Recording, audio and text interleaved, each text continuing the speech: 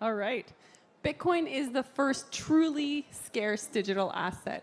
But scarcity is not just about math. There are human forces shaping it and human behavior. So this panel is going to explore these forces, how they collide, how they generate supply shocks. Please raise your hands together for Matt Cole, Jeff Park, and Alexandre Laizet.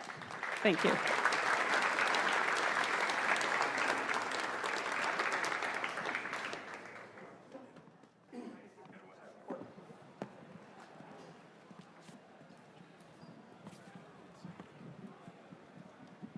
All right. I guess I can kick it off since we don't have a moderator and we're here for a friendly banter on what everyone here is most excited to talk about, the impending supply shock that will come from the launch of our Treasury companies. Maybe just a quick intro. I'm Jeff Park. I'm the CIO of ProCap. We're one of the Bitcoin Treasury companies coming online in the near future. Prior to that, I was at Bitwise, the head of Alpha Strategies, and I'm excited to be here. Matt Cole, Chairman and CEO of Strive. Alexandre Laizet, board member and director of Bitcoin strategy at Capital B, Europe's first and largest Bitcoin treasury company. It's great to be with you guys and talk about the supply shock that is incoming and that we are also contributing to with Bitcoin. What do you want to first start with, Jeff? Yeah, maybe I can kick it off by framing the conversation of what it means to really thinking about scarcity in the face of a supply shock. And I think to really understand scarcity, we have to also take a moment to understand a close cousin, which is liquidity on the other side. And liquidity actually can mean a lot of different things to different people as well. And there are two types of liquidity that I think exist that people can sometimes conflate, and it's important to distinguish these in the context of what scarcity can mean for Bitcoin that I think is additive to the conversation. So when people talk about liquidity, there's market liquidity, which is literally driven by volume and whether you can move big sizes with minimal bid offer, price impact, and slippage, and that is a kind of liquidity driven by volume. But there's actually another definition of liquidity, and this is the slightly more sinister version of liquidity, which I call funding liquidity. And it is the liquidity in which your asset can be pledged to generate liquidity for other things to then sit on top of it. And that's the collateral haircuts, that's kind of the repo operations. This kind of liquidity is also another contribution to our financial system. And so scarcity can also exist, I think, in both of those dimensions. There's liquidity that comes from market, the way scarcity comes in the market factors as well from a trading perspective. And there's scarcity that speaks to its sovereign value for which it actually can't be rehypothecated or margined away into, financializing the denominator of that particular asset. And so I think the beautiful thing about Bitcoin is, and the Bitcoin Treasury company operations that we're all part of promoting the awesome possibilities here, is that for the first time, you can leverage the inherent scarcity of Bitcoin as an asset for a funding definition, but unlock the market-based liquidity that can come with treasury companies in which you can actually financialize a whole slew of risk preferences on the back of that asset and create a different kind of liquidity. And that, I think, is kind of the unique opportunity that we're all exploring the white space for and how to perfect that intersection. And if you really think about it hard enough, liquidity and scarcity at the intersection of it is credit. And credit has to be based on an asset that is liquid enough so people can actually think about haircuts, but it also has to be valuable because that's ultimately what investors are looking to think of as a hard asset to which they're lending on. And I think that nexus is the interesting thing that Bitcoin Treasury companies are unlocking here. Yeah, one of the ways that I frame this, which is similar, and I agree with everything you said, is looking at when the Federal Reserve was doing QE, and there was a lot of institutional analysis of stock and flow. And so if you think about stock, it's just where, in the Bitcoin terms, where do the Bitcoins sit and how permanent are they sitting wherever they're sitting? And then the flow is the dynamics of new Bitcoin into the market, and then the demand to pull Bitcoin into a stock pile somewhere. And so if you think about the early days of Bitcoin, you had very high inflation rates through mining of new Bitcoin. Every time we have a halvening cycle, that goes down more and more. And my view is that that has gone down to a point where I don't think that halvening cycles will drive bull runs or bear runs, but that I'm of the viewpoint of most likely we're in this more super cycle mindset, and that's based on the stock and flow argument. So where are the large stocks and where are they growing? Well, in the past, it was really hard to buy Bitcoin in a retirement account. Now you're starting to see access through Bitcoin ETFs, that people can buy them in their 401k, in their IRA, much easier. I think in the early days, you had to go start a self-directed IRA and open up a LLC and a bank account and do all these crazy things just to be able to buy Bitcoin. Now it's super easy, and likely you'll be able to just buy Bitcoin on Schwab, and probably in the pretty near future. So that helps flow into longer-term capital, not just a brokerage account, but a retirement account. Then you look at Bitcoin Treasury companies that are buying Bitcoin as permanent capital. How many times has Saylor said, never sell your Bitcoin, or I'm not selling my Bitcoin, right? This is a flow into a stockpile that will not move. As smaller governments, but ultimately bigger governments, the United States has a digital Bitcoin stockpile. If they were to actually purchase, that would be likely to be permanent Bitcoin buyership. So these stockpiles are growing, which means that there's less Bitcoin available. And then on the flow side, we can get into that, but the short version is that when you add the ETF flow, the Bitcoin Treasury flow, it's substantially greater than the mining flow. And I think that it has a more longer-term nature to it than when it's Bitcoiners on an individual basis trading in brokerage accounts and personal accounts on Coinbase or whatever. And so I think those dynamics lead to supply shock dynamics over the coming years. Three observations as well on this. The first one would be that, as Pierre Rochard says, there are not enough Bitcoin treasury companies. You could think that there are a lot, and you could ask yourself, is that not too much? And is that not too much offer in the market compared with the demand? And the reason of all of these companies coming up is that you have Bitcoin be recognized at institutional scale, at nation-state level, as the next store of value, directly or indirectly, because at the end of the day, a nation-state needs to continue devalue slowly the currency to make the debt slower. And so you have institutions adopting Bitcoin at scale, and you have Bitcoin treasury companies, of course, taking advantage of this, and you will have a big Bitcoin treasury company in each capital market, and you have various winners in each capital market as well. And the second observation for this is that Bitcoin, as Pierre says, is going to be the most capital-intensive industry. And for this, companies and investors are not yet ready, because capital pools are just starting to get allocated to Bitcoin treasury companies. And what you have seen is that Bitcoin treasury companies start to be the variable of the volatility before Bitcoin moves. And so even when investors get out of Bitcoin treasury companies, many times they come back to Bitcoin itself. And then when they leave Bitcoin, they go to the Bitcoin treasury company. And so what you get is more companies adopting Bitcoin, and what you get is less selling pressure for Bitcoin. The selling pressure is going into the volatility of the stocks of the Bitcoin treasury companies. And then what you have is an observation, which is that you can indeed still live without a Bitcoin standard. I mean, in France, you can have, I'm from France, in France you can live without speaking English. But if you don't speak English, you are poor, you are weaker in the economic area. And so it's the same with Bitcoin. You can, as an institution, not have it, not have exposure to it. But over time, the institutions that are allocated to Bitcoin and to Bitcoin treasury companies are simply outperforming the market. And so when we speak about the supply shock potential, what we have is today varied capital markets that are adapting to this new asset that is taking over new capital pools.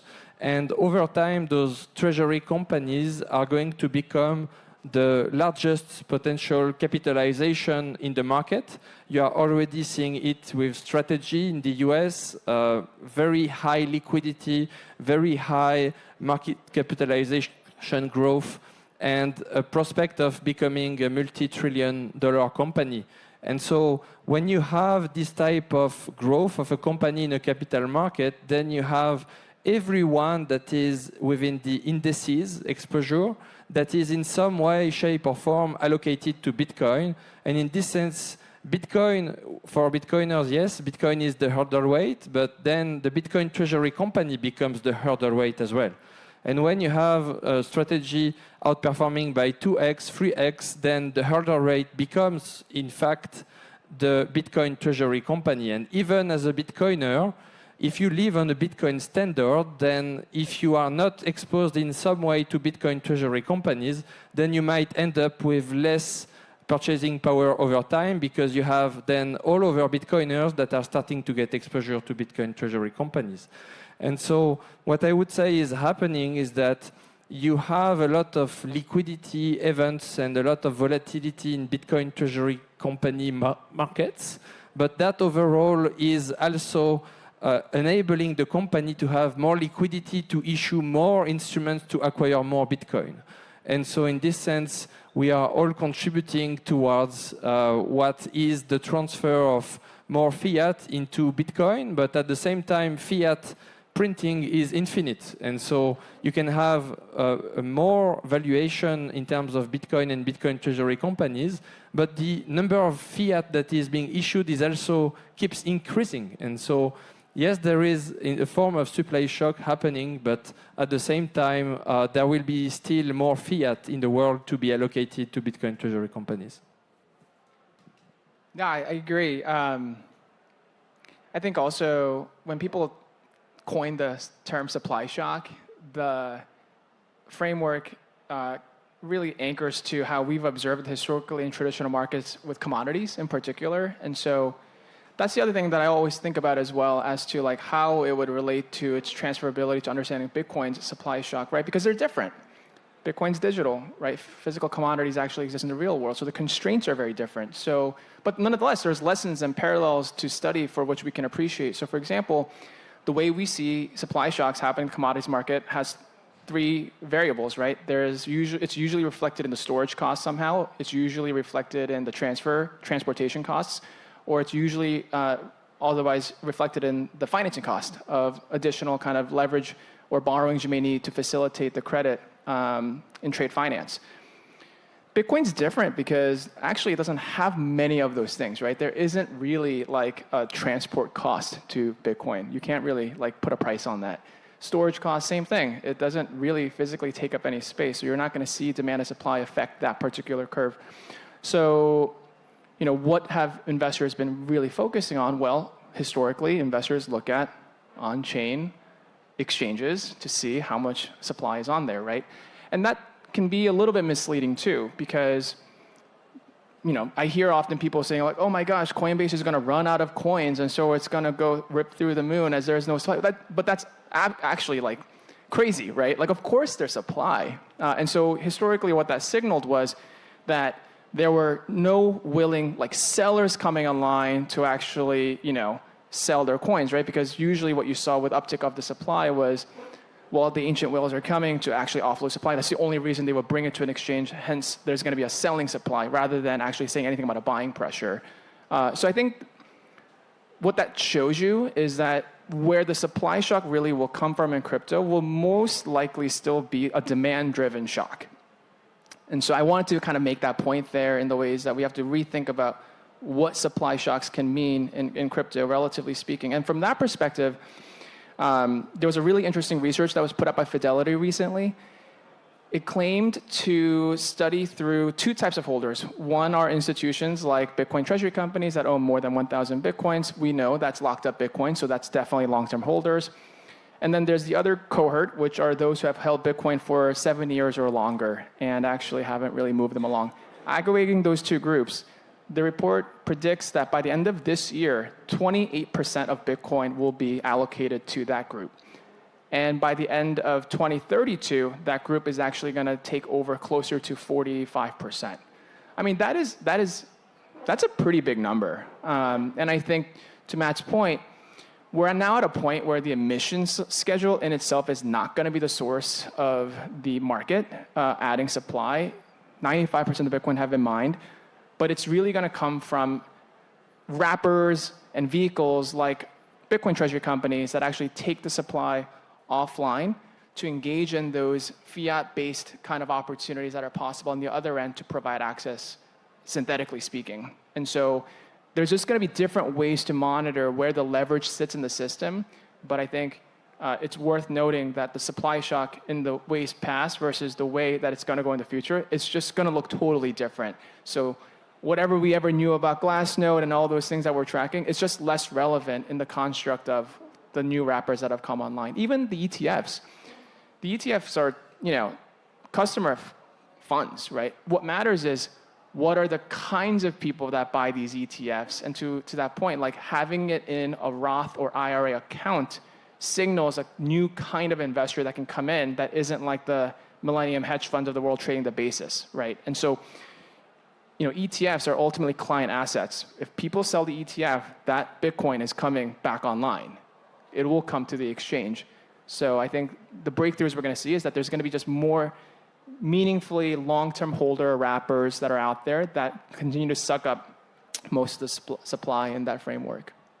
Maybe one more just thought on the point on the commodity supply shock part, where when there's demand that flows into commodities, you can see commodity prices go up very quickly, very rapidly. The difference with traditional commodities versus Bitcoin is that you can't get new supply from a business, right? And we've never seen that before. But with traditional commodities, it's not like the price goes up and the new supply can go on the next day or the next month. There is a cycle, right? You have to get new mining rigs going, hire people, and then that eventually brings new supply on over a period of time from maybe it's 6 months to a few years. With Bitcoin, you can't. And so I think that the difference that what I think we're going to have to see play out is that it could create a longer super cycle because the lack of supply being able to come from operations is just not there. And so that kind of gets into the more positively convex nature to Bitcoin prices to the upside that I think you could see in an environment that we're talking about with ETFs and Bitcoin Treasury companies. And I mean, the bottom line is no one knows how it's going to play out, but you can see how people could get very bullish, including myself, of where Bitcoin could come and go in the coming years.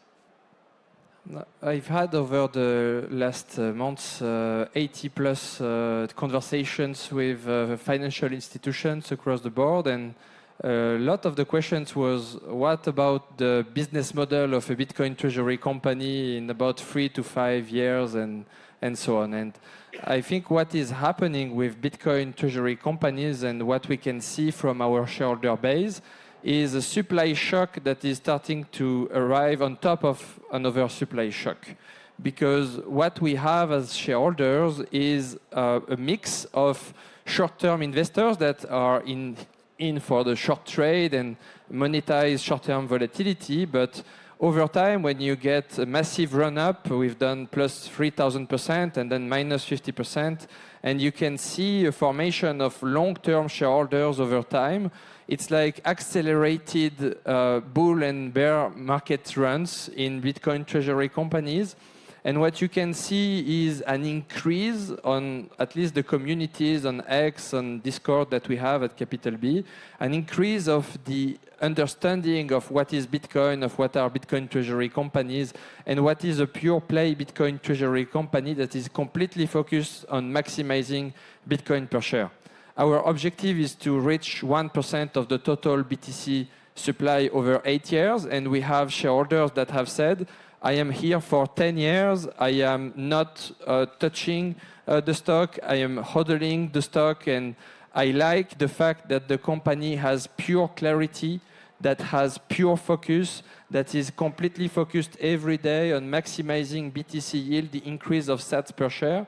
We were talking about a super cycle. Well, Bitcoin treasury companies that are completely focused on maximizing Bitcoin per share at each capital operation already have a form of supercycle. And this supercycle is the increase of their sats per share over time. And so in some way, the price in fiat doesn't matter other than being able to share sales at an existing premium or at an embedded premium to, of course, the stock price with the credit instruments. And so there is a double arbitrage that is happening is both the Bitcoin treasury company that is, of course, leveraging the elasticity of capital markets to acquire the most inelastic on-off, which is Bitcoin. And on top of that, you have investors that are leveraging the elasticity of the Bitcoin treasury company to increase their compounded sats per share over time so that they have a leverage into the potential of a supply shock on Bitcoin. Because what happens if there is a supply shock on Bitcoin at some point in the future and that people lose confidence into the fiat currency of their own country? Well, you have Bitcoin that goes up in the fiat currency of your choice at a certain moment, and you have, of course, then the stock price of the company that is potentially going up in a levered way. And what is the company going to do with the stock price going up? It is going to buy more Bitcoin and increase the sats per share. And so in that way, Bitcoin treasury companies are Bitcoin accumulation machines that have already, in a matter of 5 years, but even accelerated over the last 6 months, suppressed 1 million whole coiner opportunity. So you have 1 million Bitcoin that have completely disappeared from the supply because they have been absorbed by Bitcoin treasury companies, and those companies are held by millions and tens of millions of shareholders over the world. And so you could call that a speculative attack. You could also call that the most rational thing to do when you know that there is an unlimited supply of fiat and a finite supply of Bitcoin. We have time for one question. Anybody? Anybody? Bueller? Thank you. So you guys basically addressed both sides of the question I had, but I want to take it one step further. So the world's never seen an absolutely scarce fungible asset before, so we have a hard time envisioning what supply shocks can look like, and we've never seen an asset, as you guys talked about, where to some extent there's not elasticity around the price. There are certain types of demand buyers of Bitcoin, governments, companies that will keep buying regardless of the price to some extent. So I'm curious, given that all of us in here are in the treasury space, if any of you guys have done the next level research to say, if things continue the way they are, how long into the future can treasury companies stack in big volume? Like we're seeing 1,000+ purchases in one go. We've done research at Arcadia Bitcoin, and we think it's 4 or 5 years, and it's going to be after that, it's going to be smaller stacking continuously into the future because of the supply-demand dynamics of Bitcoin. Yeah, so 2 comments. One, not your models, but the models are broken, right? And the models are broken because we've never seen an asset like this. And so to be humble, like we don't know. But we think that the digital gold rush is a 10 to 15 year phenomenon, and over time it's going to be harder and harder to stack sats for these companies, and so that's why we do think it is early that people that are able to get going are able to build pretty large stacks of Bitcoin. But I think the focus, and you see this focus across this room, is stack sats. There's a million ways you can monetize a massive balance sheet over time, but that exercise is fruitless right now during the digital gold rush era because, to your point, in 5 years, you won't be able to get anything close to what you can get today. Yeah, I agree with this. And, I think at some level, anyone can go out and buy as much Bitcoin as they want later, 10, 20 years. It's just the opportunity cost will look different, right? So I think at some point what we're seeing is the monetization of that volatility for the opportunity set today being the advantage for which we're not going to have 20 years later as a company then. Which brings back to the original point of like scarcity, right? Because scarcity in itself is going to create volatility by definition. But the thing is, volatility also can be a catch-all phrase for things to mean bad things. But I would go so far as to say there's things that can be good volatility and things that are bad volatility, right? Earlier this morning, I saw Gary Gensler on CNBC commenting on the rules making around quarterly earnings being moved to semi-annual and whether that's going to be good or bad. And he said, well, it's bad for investors and bad for investor protection because it's going to create more volatility. And I think the point that sometimes people miss is volatility that is created by having symmetric information that is pricing the market very quickly is very good. That's actually good to have volatility where there's liquidity behind it. What's bad is volatility or lack thereof because there's no price discovery. When people say private credit is an amazing opportunity because there's no volatility, that should be frowned upon as something beyond it in itself being a virtue. So I think the other part of this journey that we're all on with Bitcoin Treasury companies now versus 15 years later is the knowing embrace of volatility and the kind of good volatility that I think is ultimately what Bitcoin represents because of the efficient liquidity of the market structure, which is really signaling information alpha. And it's not driven by other kinds of manipulations that otherwise is not available in open source way that all of us can observe. Matt Cole, Jeff Park, Alexandre Laizet, thank you very much.